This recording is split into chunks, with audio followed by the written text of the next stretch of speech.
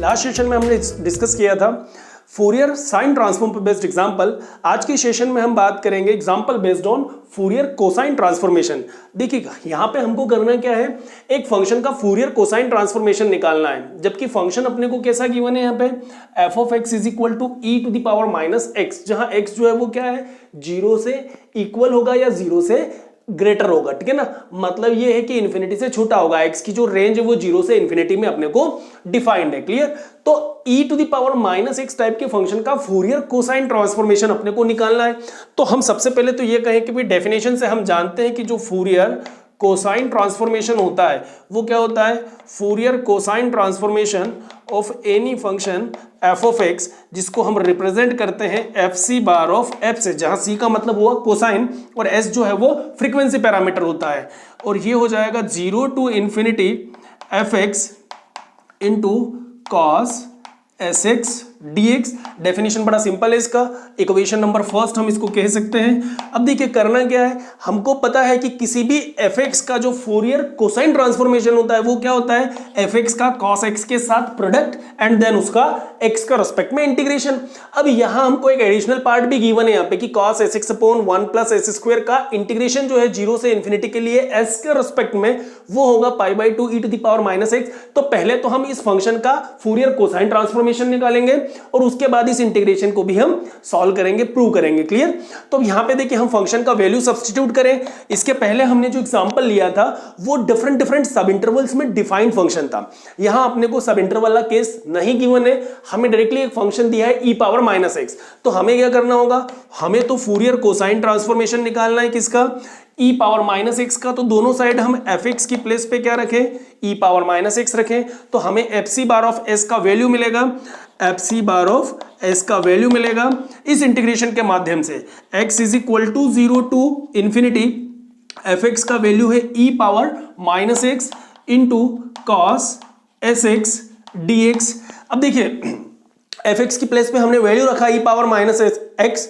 अब हमको क्या करना है, इस इंटीग्रेशन को सॉल्व करना है। इंटीग्रेशन को सिंप्लीफाई करें, हमने पहले फॉर्मूला देखा हुआ है डेफिनेट इंटीग्रल में या इनडेफिनेट इंटीग्रल में भी हमने फॉर्मूला पढ़ा है ई पावर ए x cos b x D x का। क्लियर।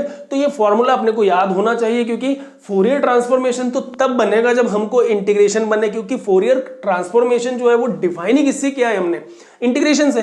तो सिंपली अपने को इंटीग्रेशन जो है वो अच्छे से आना चाहिए। तो ई पावर ए एक्स कॉस बी एक्स का जो इंटीग्रेशन होता है वो होता है e power A x upon A square plus B square a cos b x plus b sine B x. Clear.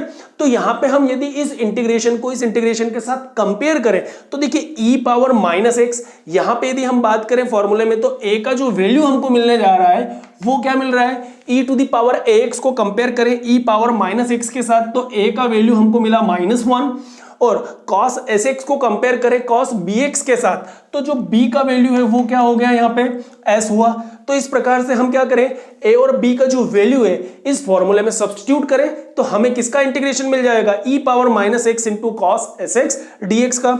तो हम फॉर्मूले को अप्लाई करें यहाँ पे तो देखिए अपने को क्या मिल रहा है, e पावर ए एक्स अपॉन ए स्क्वायर प्लस बी स्क्वायर। तो e to the power A X और a का मतलब -1, मतलब e to the power minus X upon A square means -1 का स्क्वायर हुआ 1 और plus B square means S square, और bracket में अपने पास आएगा a cos bx और a का वैल्यू है -1 cos bx तो cos b मतलब sx। क्लियर। अब देन प्लस b और b का वैल्यू अपने पास है s और b sin bx तो s into sine B X mean sine S X, और x का जो वैल्यू है वो है अपने पास 0 से लेके इन्फिनिटी तक। क्लियर। तो हमने फॉर्मूले में वैल्यू सब्स्टिट्यूट किया इंटीग्रेशन के, और यहाँ पे जो वैल्यू आएगा बेसिकली ये यहाँ से आएगा, क्योंकि अपना जो फॉर्मूला है वो कहाँ से शुरू हो रहा है, ये पूरा फॉर्मूला है e power x cos b x D x means e power x upon ए स्क्वायर प्लस बी स्क्वायर से लेके a cos b x plus b sine B x तक। तो हमने यहां से पूरा फॉर्मूला तय किया है। तो लिमिट जो है वो X is equal to 0 to infinity इस पूरी वैल्यूज पर अप्लाई होगा। ठीक है। अब x की प्लेस पे हम अपर लिमिट ले लें जो कि है इन्फिनिटी। तो देखिए e टू द पावर क्या हो जाएगा, माइनस इन्फिनिटी, और हम अच्छे से जानते हैं कि e पावर माइनस इन्फिनिटी का जो वैल्यू होता है वो क्या होता है, e पावर माइनस इन्फिनिटी जो है वो होता है जीरो, तो ई पावर माइनस इंफिनिटी की प्लेस पे अपर लिमिट में तो हो गया, यदि ये फर्स्ट वैल्यू ही जीरो हो गया, कोफिशिएंट वैल्यू, तो जीरो मल्टीप्लाई बाय समथिंग हमेशा क्या होना है, जीरो होना है। तो अपर लिमिट के केस में तो हमें मिल गया जीरो, माइनस अब हम लोअर लिमिट में देखें एक्स की प्लेस पे क्या ले लें, जीरो, यदि एक्स की प्लेस पे जीरो लेंगे तो ई टू द पावर जीरो क्या हो जाएगा अपने पास, वन, तो अपने को मिलेगा one upon one plus S square, और ब्रैकेट में अपने पास बचेगा यहां पे minus cos S x, x की प्लेस पे लिया जीरो, तो कॉस जीरो का वैल्यू हुआ यहां पे वन, प्लस यहां पे हम एक्स की प्लेस पे जीरो लेंगे तो एस इंटू साइन जीरो का वैल्यू हो जाएगा जीरो, तो ओवरऑल हमको क्या मिला, माइनस वन प्लस जीरो। थोड़ा सा सिंप्लीफाई करें तो अपने को वैल्यू मिलेगा f C bar of s का, f C bar of s का वैल्यू देखने को मिलेगा, माइनस माइनस मिलके हुआ plus, minus one plus zero मतलब माइनस वन, और माइनस वन के साथ मल्टीप्लाई करेंगे तो ये हो जाएगा one upon one plus S square. तो ये f C bar of s, और हम अच्छे से जानते हैं कि f c of f x मतलब F C bar of S, F x का फूरियर कोसाइन ट्रांसफॉर्मेशन हमेशा हमको किस फॉर्म में देखने को मिलेगा, एस के फॉर्म में।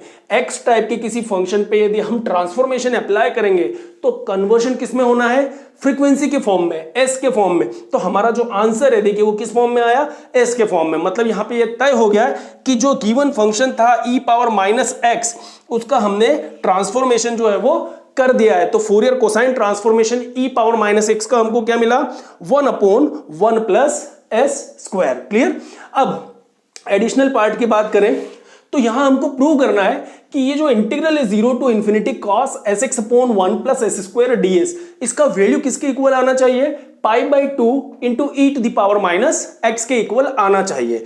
तो हमने आपको लास्ट सेशन में भी, लास्ट क्लास में डिस्कस किया था कि जब भी अपने को एडिशनली कोई इंटीग्रेशन इवेल्युएट करने को कहा जाए या प्रूव करने को कहा जाए तो अपने को क्या करना होता है, जिस भी फॉर्म में आपको ट्रांसफॉर्मेशन कहा जाए, चाहे साइन ट्रांसफॉर्मेशन या कोसाइन ट्रांसफॉर्मेशन, आप उसका जस्ट क्या कर दें, इनवर्स ट्रांसफॉर्मेशन अप्लाई करें तो आप रिजल्ट की तरफ ऑटोमेटिकली पहुंच जाएंगे। तो देखिए हम इनवर्स ट्रांसफॉर्मेशन यहां अप्लाई करें फूरियर कोसाइन में तो हम अच्छे से जानते हैं, we know that by the definition of inverse Fourier cosine transformation, inverse Fourier cosine transformation. अब इनवर्स करना है मतलब हमें क्या करना है, यहां पे ये जो एफसी है इसको शिफ्ट करें हम राइट हैंड साइड पे। अब इस एफसी को यदि राइट साइड पे ले जाएंगे तो एफसी इनवर्स होगा, ये हो जाएगा एफसी इनवर्स, और ये अप्लाई किस पे होगा, एफसी बार ऑफ एस पे, एफसी बार ऑफ एस पे। तो जो हमारा आंसर आएगा वो किस में आएगा, एफ ऑफ एक्स की टर्म में।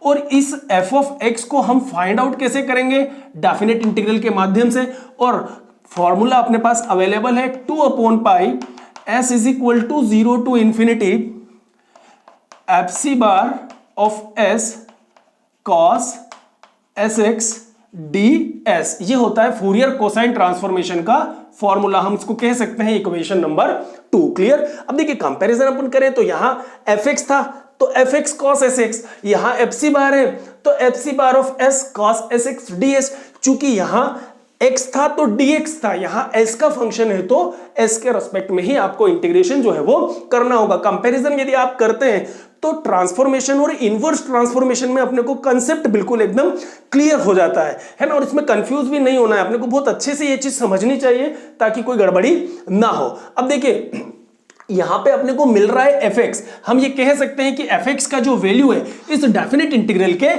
इक्वल है। तो एक तो वैल्यू अपने को जो प्रूव करना है, राइट हैंड साइड जो पार्ट है वो क्या है, x का एक फंक्शन है पाई by to E power minus x, मतलब एक टर्म अपने को x की मिलनी है और जो सेकंड टर्म अपने को मिल रही है LHS पार्ट वो s के रेस्पेक्ट में एक फंक्शन का इंटीग्रेशन है। तो यहां पे अपने पास s के रेस्पेक्ट में किसी फंक्शन का जो इंटीग्रेशन है वो भी देखने को मिलेगा। तो अपन ये कह सकते हैं कि fx, यदि हम fx का वैल्यू ले तो देखिए अपने को क्या मिल रहा है यहां पे e to the power minus X, fx की हम वैल्यू रखें इज इक्वल टू, यहां पे यदि हम देखें तो 2 upon pi integration from s is equal to 0 to infinity F C bar of s, और f C bar of s का वैल्यू अभी हमने फाइंड आउट किया था 1 अपॉन 1 प्लस एस स्क्वायर।